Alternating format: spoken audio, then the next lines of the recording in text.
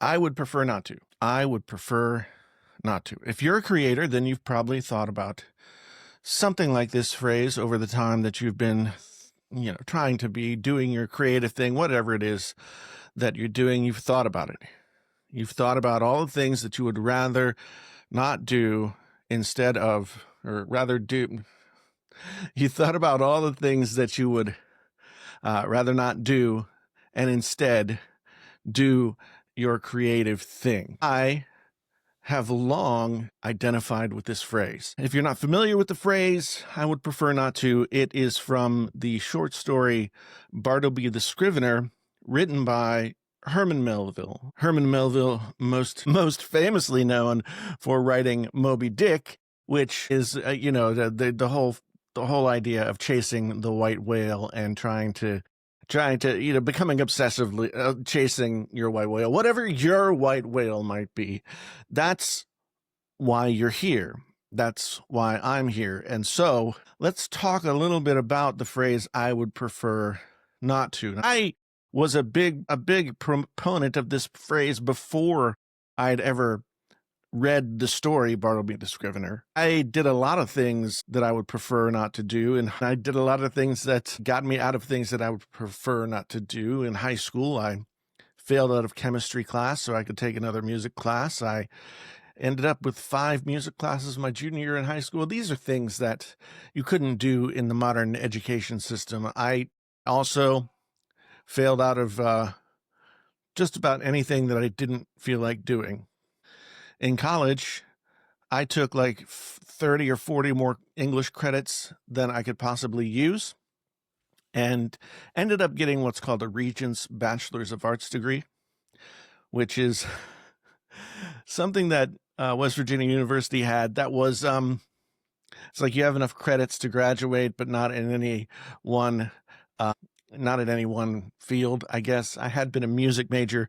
I had been an English major. I accrued enough credits to graduate, but none in all the right boxes. So they had this Regents Bachelors of Arts degree that I ended up getting. When I went to work in jobs over the years, I would prefer not to, started to really resonate with me, because I was working, when I lived in New York City, I was working as an editor, as a proofreader, as a copy editor, as a marketing person, as just about anything. And, I had the capability of being really good at any of those things. But my thing was I wanted to be creative.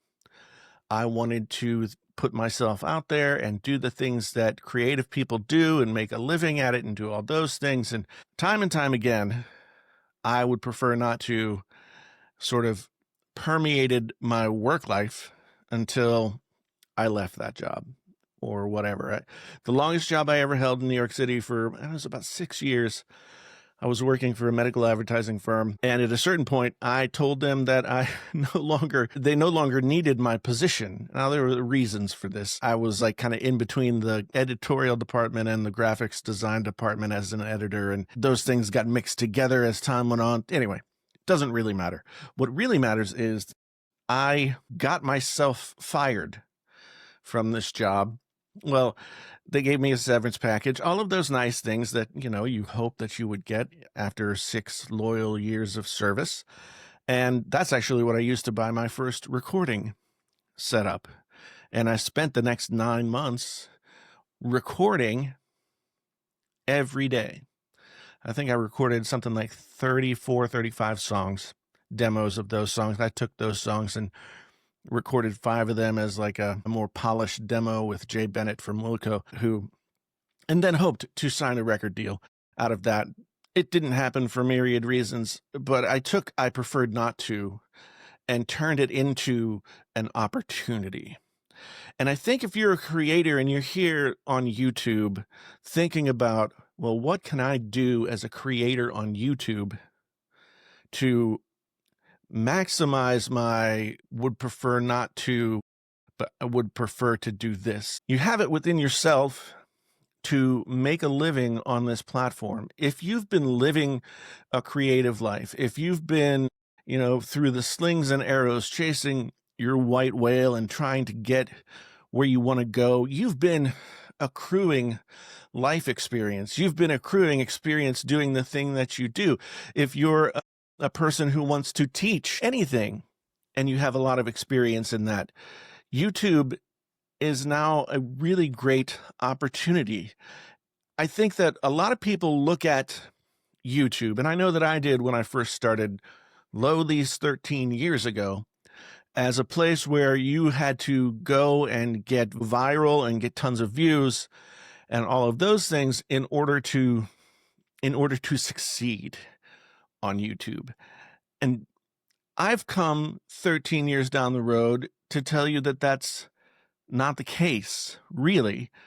There's this idea. All you need is 1,000 loyal fans. Now that's as applied to like musicians and that kind of thing, but all you need is 1,000 loyal people who can benefit from what it is that you know, who can build community with you, and you can be their mentor. You can be the person that guides them through the slings and arrows of what it is that you do. And you can then be useful without being viral. And I think that's a really important thing. You know, YouTube 2.0 is going to be about being useful. There will always be people that are going for the lowest common denominator, most number of views. But for people who have something to say, for people who have abilities and skills and philosophies that they've built over time, useful will be what is more valuable to you and to the people that you work with. And you can do that.